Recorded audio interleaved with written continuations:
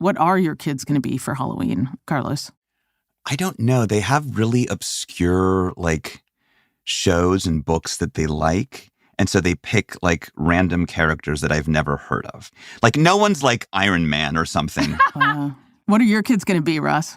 Our older daughters are going to be French noblewomen. They have acquired the high wigs, the tall wigs, and then the little Rosie, she wants to be Anna from Frozen. Is that still going on? I mean, Frozen, if you keep having children, the cycle... There's always new kids. I still have PTSD from a bus trip the year Frozen came out, and they sang the damn theme song for the entire trip from Washington to Philadelphia. Let it go. It still haunts my dreams. Let it go. Oh, Frost! From New York Times Opinion, I'm Carlos Lozada. I'm Michelle Cottle. I'm Ross Douthat. And I'm Lydia Polgreen. And this is Matter of Opinion.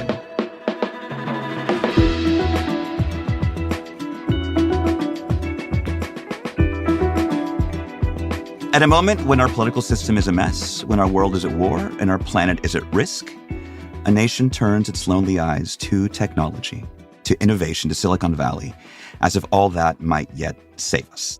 So the innovators and entrepreneurs of the tech world are getting a lot of attention right now, not all the good kind. There's a massive new biography out on Elon Musk by Walter Isaacson, which I barely finished this morning. Sam Bankman-Fried, the founder of the now bankrupt crypto exchange FTX, is on trial for fraud and conspiracy. He's also the subject of a new book by Michael Lewis. Also, the billionaire tech investor Marc Andreessen recently published a techno-optimist manifesto, saying that technology and free markets are the solution to our problems and the best bet for our future. Let's start with this recent techno-optimist manifesto that came out. This is Marc Andreessen, who is a tech billionaire, made his fortune initially with the browser Netscape, runs a venture capital firm, is a frequent combatant in debates about the future of technology. And this manifesto is just about basically the case for technology and capitalism as the central forces that make the world better and how mostly we should get out of their way. Yeah. I'll read a few lines so listeners get a sense of it.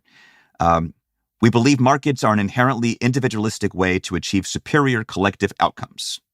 We believe there is no conflict between capitalist profits and a social welfare system that protects the vulnerable. We believe everything good is downstream of growth. By the way, I have no idea who the we here is. Did any of you read it? Oh my God. I got about halfway through and then I was just like, you know what? This is monumental bullshittery. I am sorry. I could not get all the way through it. I tried to get through it. Andreessen is like a notoriously prickly person for reasons that I do not know and cannot understand. He blocked me on Twitter some time ago after having a fairly friendly relationship, where we would DM each other every once in a while. And it just sort of came out of nowhere. But, he's a fascinating figure. And, Andreessen Horowitz is really the venture capital firm that has kind of honed and built this kind of like cult of the founder. And I think part of what this manifesto is doing is trying to kind of reclaim after a long period of doubt and questions. I mean, do you guys remember when Mark Zuckerberg was like going on a tour and like going to Iowa, like as if he was going to run for president? I mean, there was a period where people were like, oh yeah, these are like credible political, and we were like so far beyond that. And so I really read this manifesto as trying to kind of reassert a vision for the future that recaptures that kind of techno-optimistic, libertarian, a lot of this are ideas that are drawn from the books of Ayn Rand. Some people call her a philosopher. Your mileage may vary. And her philosophy of objectivism and the idea that great innovators should basically just be given free rein to go out and create. And in her book, Atlas, was it Atlas Shrugged? Was Galt Gulch? Yes, that's right. Yes. Yeah. So in Atlas Shrugged, there's this innovator named John Galt, and he creates this magical place called Galt's Gulch. It is basically all the innovators remove themselves because they are persecuted by the communists. Atlas Shrugged is a sort of doomy, apocalyptic vibe. Yeah. First of all, I think this whole manifesto is just a way to smuggle in the case for completely unfettered AI, which is maybe 6 paragraphs, in the middle of it, because the rest is boilerplate. The rest is stuff we've heard a million times. It's like Economics 101, David Ricardo, comparative advantage, capitalism good, communism bad, right? But really the only moment where he makes an explicit case for something right now in the moment is when he says if you oppose AI, you are a murderer because AI is going to save lives. So that was my favorite I thought the whole thing is like a Trojan horse for that argument. But in the end, he does this super lazy thing where it says, instead of giving citations or backup for anything I've said, just read these 50 thinkers who I find, inspiring. And one of them is John Galt. And actually, not that we need to nerd out over this, but I think that the vision of Galt's Gulch and the vision in the John Galt speech is actually completely opposed to what Andreessen is saying here. I think he's got a very simplistic, because Andreessen is saying we need to do this in order to, this will be good for the world, right? The way to solve all of humanity's problems is through this. Whereas Galt is I don't live to solve anyone else's problems but my own. Yes. All right, so it falls to me, predictably, to defend the radical libertarians and Galtians, which I will do partially. I think, so I am something of a Luddite. As a cultural conservative, I sort of expected to spend my adult life fending off pig-human hybrids or, whatever dark island of Dr. Moreau creation was going to come along. But in reality, we have been through a period of what looks like technological stagnation rather than innovation. Productivity growth is the best measure that we have of sort of the adaptation and use of new technologies. Productivity growth has been pretty terrible in the Western world for the last few decades. A lot of problems that we associate with sort of politics and culture wars and populism and so on are connected, I think, to disappointment with the failure of the modern economy to generate growth at the pace that we got accustomed to in the more heroic age of capitalism. And the sort of Silicon Valley figures, and Andreessen is an example, Peter Thiel is an example, Musk is an example, who are sort of aware of this failure, this disappointment, who aren't just sort of rah-rah boosters, who will say, look, Silicon Valley hasn't delivered as much as we'd hoped. I think they're actually onto something. Now, I think that the weakness of Andreessen's argument in particular, which is, I think, different from what Musk and Thiel have to say, is that he wants to insist that the internet has been just as great as any other big technological revolution. He has this long sort of rhetorical move at the beginning of the manifesto where he says, we had a problem of darkness, so we invented electric lighting. We had a problem of cold, so we invented indoor heating. We had a problem of pandemics, so we invented vaccines. We had a problem of isolation, so we invented the internet. Now, one of those, to me, is not like the others. I don't think it's clear that the internet has reduced isolation. There's a lot of evidence that it's increased isolation and unhappiness. Yeah. Also, that's not why it was created. That's also not why it was created. So the question here is where I think Musk is a better figure than a lot of the other tech bros, right, to use that term, is that Musk is interested in solving problems in the real world. That's what Tesla and, electric cars are all about. And he's interested in building rockets to go to a real place, the future Republic of Mars. That, to me, is different from the kind of digital manipulations that I think have not increased human happiness. But techno-optimism as an alternative to sort of stagnation and decay, I think is good. But Carlos, you did just read the biography of Elon Musk, right? So you now know more than any of us about the prince of Twitter, the emperor of SpaceX. And I'm curious, did you come away thinking better of Elon Musk? What did you learn about Elon Musk, the man, the myth, the legend? Well, to say, if I liked him better would imply that I had strongly held views one way or the other to begin with, which I did not. The main thing that I came away with from this biography is what I think of, pardon my language, as like the asshole dilemma. There's been, I think, this evolution in the way we think about these tech gurus. We've gone from kind of lionizing them as visionaries to basically saying like they're a bunch of weirdos and jerks. And this biography, as well as Isaacson's Steve Jobs biography, like play into that question. The implication of all of this is that to be this creative force, to innovate at this scale, you need to be kind of impossible. There's a great quote at the end of the book. Do the audaciousness and hubris that drive him to attempt epic feats excuse his bad behavior, his callousness, his recklessness? The times he's an asshole. The answer is no, of course not. One can admire a person's good traits and decry the bad ones, but it's also important to understand how the strands are woven together, sometimes tightly. It can be hard to remove the dark ones without unraveling the whole cloth. So that argument is what I came away with. I haven't decided if I think it's true, if I think it's right, that to be this transformative force in the world, you need to kind of be impossible. Elon Musk is both. Yeah, I mean, it's so interesting. I mean, I think the term is brilliant jerks, that there's this notion that there's a certain kind of personality, almost always male, that, kind of sees every obstacle as something to be surmounted and in a way of kind of slowing down the inevitable rise and move towards progress. It's, move fast and break things was the motto at Facebook. Boy, do they break a lot of things. Well, Carla, speaking to the jerk quotient, I don't really have a problem with them being jerks. I kind of expect that. I work in politics, and you have a little bit of the same phenomenon going on with like high-level politicians. It's a self-selecting group. You don't think you can be president if you're a normal person.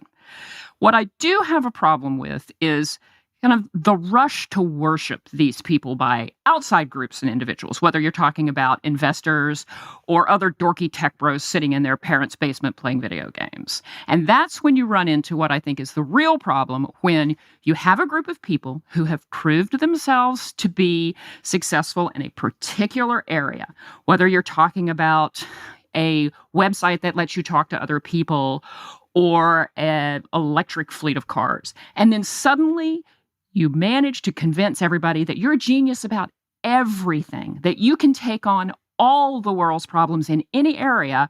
People are like, oh my God, the rules of gravity must not apply to these guys. Let's let them muck around in politics or media or whatever else we want them to do. And let's definitely we haven't even gotten to Sam Bankman-Fried, who's like the mega grifter.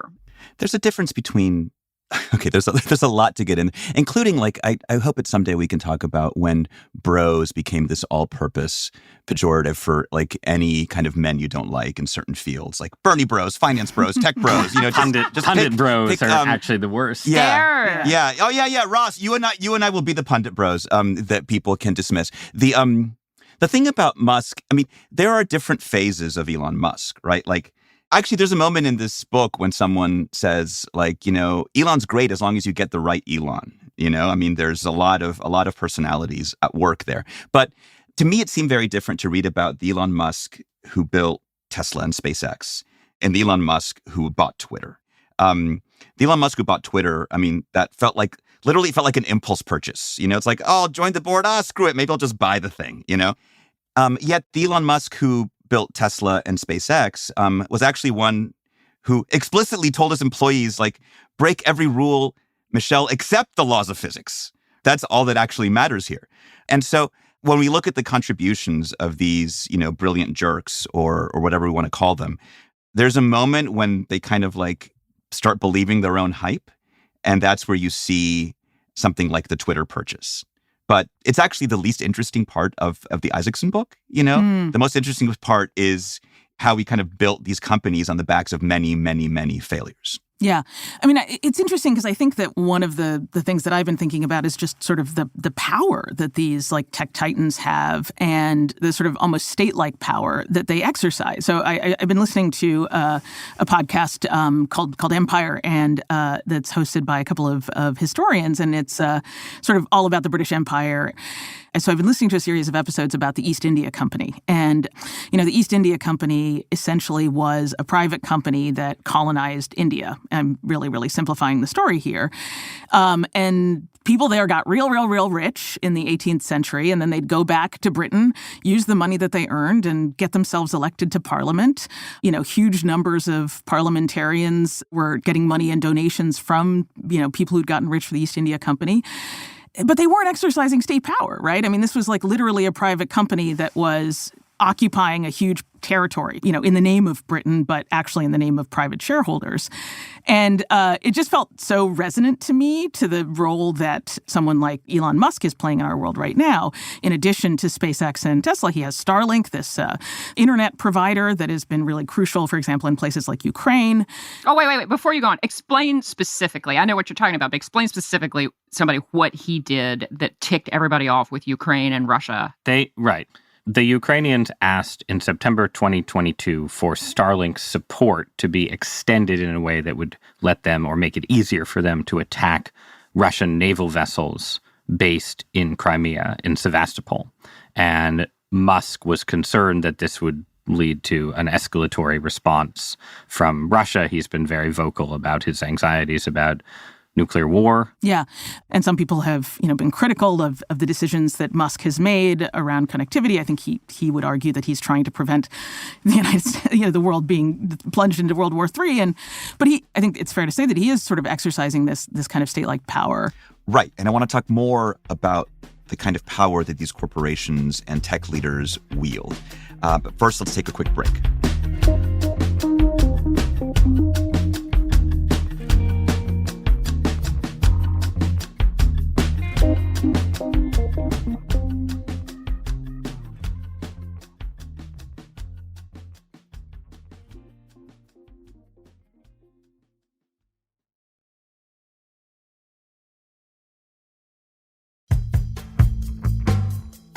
We're back. And Lydia, you were about to get into this idea of corporations as sort of policy-making entities. Yeah, I mean, I guess like beyond all of that, the bigger issue here is like how much power do we want, big private companies, and particularly like individuals who have very grandiose ideas about how the world should work, how much power do we actually want them to have, And I think that there have been historical examples where there have been these figures who have had really, really outsized power. And, that power is not part of the democratic process, right? I mean, we do have obviously government and regulation and things like that. But I think these are massive, massive companies. Elon Musk has huge interests in China, and therefore his company in effect has a different foreign policy towards China than the country of his citizenship, the United States. So it raises all of these really complicated questions about corporate power versus state power that I think are really at the heart of this stuff. Well, that's one of the things that bothers me about the Masters of the Universe phenomenon you see, which is that people start talking about, well, maybe these are the guys who can replace governments, or that the role that government has fulfilled because they're so competent about everything. And I think that this leads down a very bad road. Like, are people... No. It tends to be their advisors like, are telling them this, no doubt, right? It tends to be like really... You see these thinky, pointy-headed discussions, but it's just absurd on its face. But people still seem to somehow talk about it a lot. That's because, there's a few different things going on, right? One is the phenomenon that Lydia just talked about that is, I think, a familiar phenomenon given a new guise in our time, where you have sort of figures equivalent to the Carnegies and Rockefellers of the late 19th century, who are extraordinarily rich, have grown extraordinarily rich through being sort of first movers with big new technologies. And they have sort of sprawling global empires whose interests are different from the interests of governments. And that creates sort of this ground of negotiation and conflict. Again, that's sort of familiar from history, but new. Then you also have zones where, Sub-Saharan Africa, for instance, would be an example. Southeast Asia, to some extent, where some of these technologies are literally substituting or potentially substituting for state power in zones where state power is weak. And so cryptocurrency, for instance, which is, of course, what Bankman-Fried road to wealth and influence and then to collapse.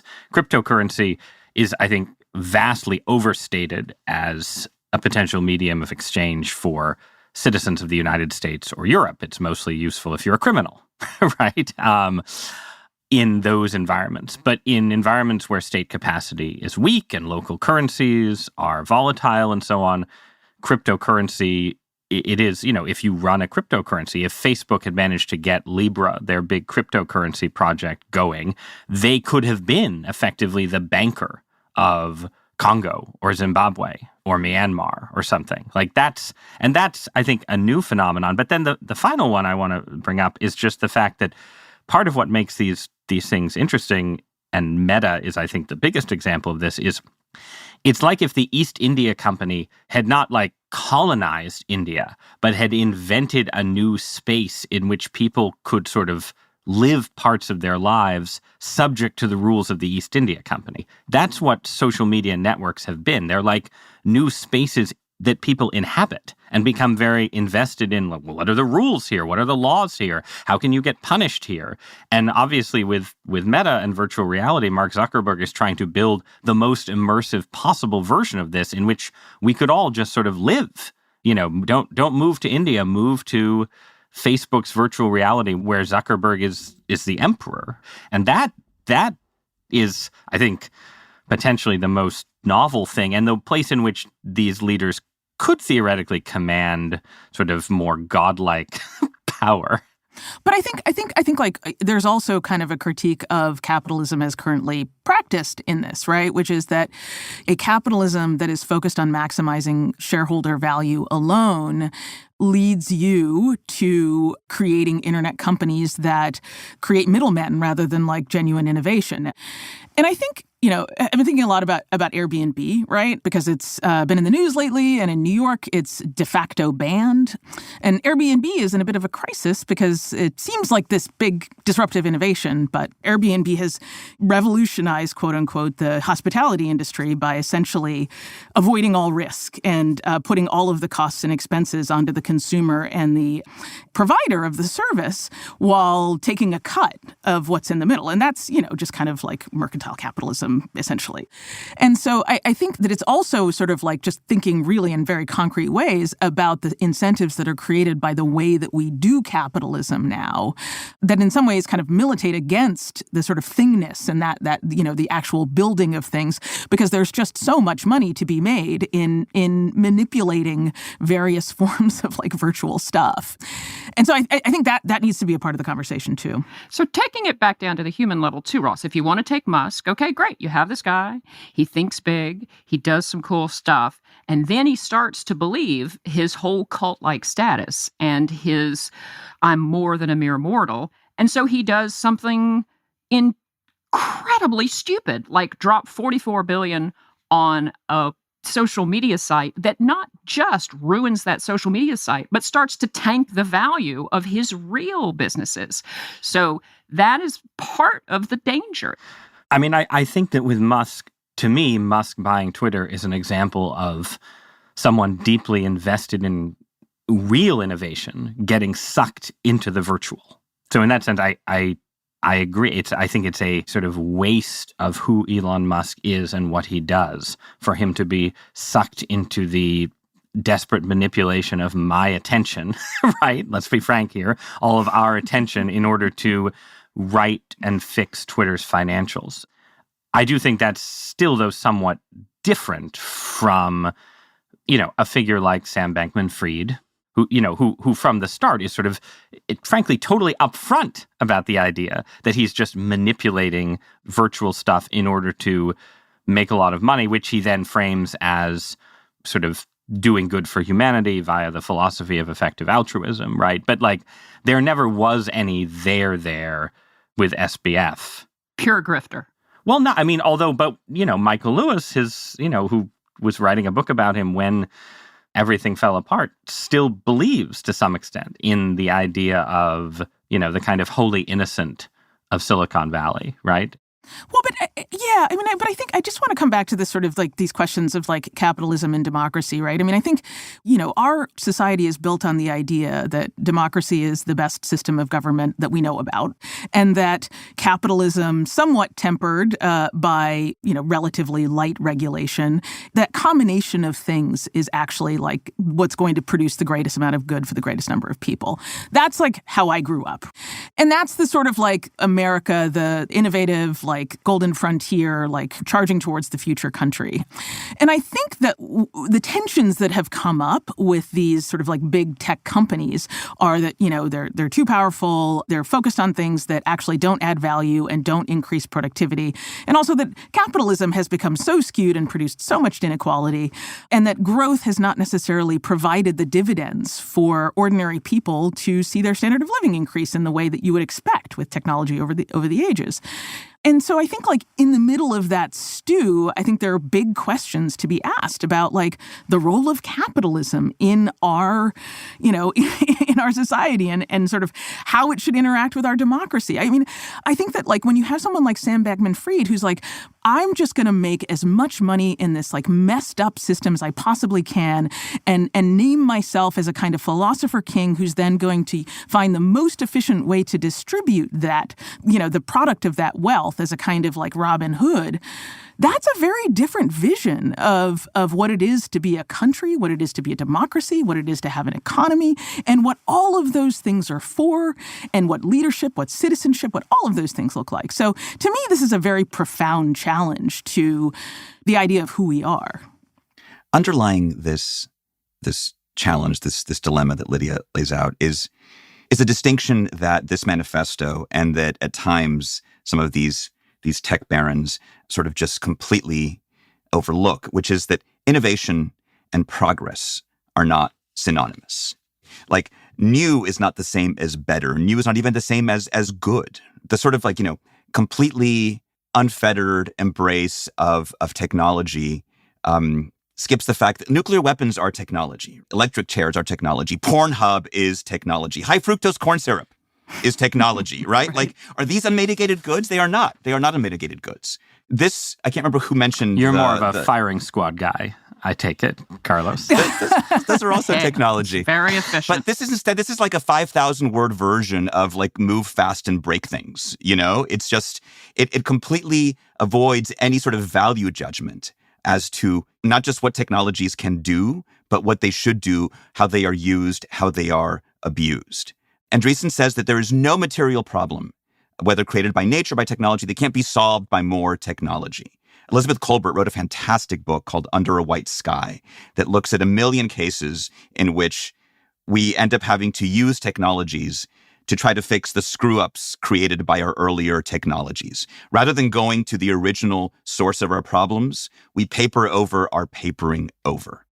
Well, I would just say, I mean, I agree with Carlos, the humanist. I just think it's important to stress that we don't have some clear, brilliant alternative to the sort of oversimplifications of Andreessen. If you say the problem is that people are, using technologies to fix the problems that earlier technologies have created, well, in the case of, for instance, the environment and climate change, right? I mean, yeah, that's a valid critique in a way. We're trying to use alternative energy and electric cars and maybe someday geoengineering to fix the problems created by industrial capitalism. But what is the actual alternative to using technology to fix technology? Is it to roll back the Industrial Revolution, to deny to sub-Saharan Africa and India the benefits of growth and longer lifespans and all the rest? Like, there's not. What I'm trying to say is there's not a clear and consistent alternative to libertarian techno-optimism that you can simply plug in and say, don't listen to Andreessen, do this instead. But that's because there's no simple one easy answer to anything. I mean, his fundamental flaw seems that he wants to promote this so that you don't have to make any other kinds of tough choices, that you don't have to worry about balance or priorities. If you just run faster, if you just jump higher, you can solve everything without having to make any tough decisions. There are answers, and they lie in philosophy. They lie in, the Bhagavad Gita and the Bible. And there are answers to sort of like these big human questions. Well, obviously that's true, right? I mean, we can all agree on Ross. that. Got Ross where he lives. I guess my wife is a social worker who works with people who are dying, and so we've been talking a lot about we talk about death a lot in my household, which is a barrel of laughs, as you can imagine. But there's this guy who keeps getting written about who's like trying to basically extend his life to like 120 years or whatever. And so we're talking about him, and living a really, really, really long life actually is terrible because what happens is you like see everyone you love die. Like your chances of bearing your own children are much higher. There's all of these things that are unforeseen, right? A thing that you think is a kind of unalloyed good, which is more life, actually can bring unforeseen consequences and or actually easily foreseen, but in your headlong rush to think that I just want more, that there are things that are going to bring a lot of pain and heartbreak that you didn't anticipate. And so I raise that just to say that, like, I think for me, the cardinal sort of like virtue is one of humility in the face of a future that we cannot possibly understand. And the things that we want, the things that we think we want, when we get them, they might not mean what we think they mean. And that's a thing that I think that I don't see in any of these manifestos, but that I see every day in my own life and in the lives of people that I love. So a plea for humility. Perhaps there, somewhere in the intersection of the hubris and humility of technology, is a good place for us to end. After the break, we will get hot and cold.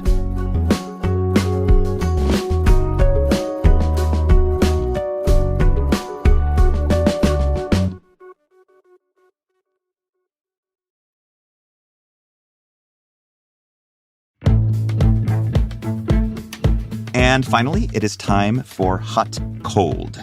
Who's got one this week? So I feel like such a Grinch doing this, and I know Grinch is a Christmas thing rather than a Halloween thing, but I really, really, really don't like dressing up for Halloween. You get invited to parties and people are like, wear a costume. And it's actually tragic because one of my wife's many talents is that she sews, and she's also like just a very kind of like creative and visual person. And so I think she would love to be married to somebody who like is super excited to do like couple costumes and things like that. So I'm cold on Halloween costumes for grownups. I think kids are adorable in them. I love to hand out candy. I love when we have trick-or-treaters come. But were you cold on this as a child, or did you like to dress up? A little bit as a child too. Like I was never an enthusiast, but I'm sensing that I'm alone. Before Michelle leaps in to defend the honor of adult Halloween, I completely agree. I think that if we lived in a world where there were like grand masquerade balls and people, wore sort of the elaborate costumes you imagine and like the Mask of the Red Death, I'd be in favor of it. Oh, Ross. And I have a story about the last time I wore an adult Halloween costume, but I'll save it until they have been defended by our co-hosts. All right, so it falls to me to defend this. I have always been a fan of taking grown-ups who take themselves extremely seriously most of the year and basically saying, okay, you're going to be silly. You don't have to come in any particular thing. You can go high concept. You can wear your tweed jacket or whatever, but you're going to, for one night, just cut loose and be a little bit silly. And because it's Washington, a lot of folks really work on their themed concept costumes. We've had people show up as Trump's tax returns. We had people show up as No Child Left Behind back during the Bush era. We've had everything. Oh. And so it is, I acknowledge, incredibly absurd, and I think that's good for people. And now I want to know what Ross's costume is. So the last time I wore a Halloween costume was at a DC Halloween party when my then girlfriend, now wife, who was much better at thinking up Halloween costumes than I, suggested that I go as Roy from Siegfried and Roy, it being the year that Roy was attacked and mauled by a tiger. This was an extremely tasteful costume where it was very simple. I dressed in a white shirt, unbuttoned to the navel, with a lot of blood on it, and I carried a stuffed tiger with me. So that was the extremely tasteless costume. Wow. The end game is that afterward, I went with a friend, both of us mildly intoxicated, to a pizza place in Adams Morgan. And we got in a little altercation with some youths. And one of them cold-cocked me, broke my nose, and, left me on the pavement with blood streaming down my face. So then I had to go to the emergency room dressed as Roy with fake blood all over my body and real blood all over my face. And the emergency room doctor looked at me. He said, well, I know where all the blood on your face came from, but what happened to the rest of your body? Where is the rest of the bleeding coming from? Oh my God. And that is my Halloween costume story. I guess my final word on dressing up is I think we're all always dressing up. To quote the great philosopher. No, it's true. To quote the great philosopher RuPaul, we're all born naked and the rest is drag. Whatever one might think of my wardrobe, I do not believe it can be described in terms lifted from RuPaul. I don't know, man. You're doing a good middle-aged dad drag. I love it. Yeah. On that note, everyone, happy Halloween. Happy Halloween. Happy. I want to see everyone's pictures next week. Yes, boo to you. Happy All Hallows Eve and All Saints Day to those who celebrate. Bye, guys. Bye, guys. Matter of Opinion is produced by Sophia Alvarez-Boyd, Phoebe Lett, and Derek Arthur. It's edited by Allison Brusick. Our fact-check team is Kate Sinclair, Mary Marge Locker, and Michelle Harris. Original music by Isaac Jones, Carol Saburo, and Pat McCusker. Mixing by Pat McCusker. Audience strategy by Shannon Busta and Christina Samuelewski. Our executive producer and fearless leader is Annie Rose Stresser.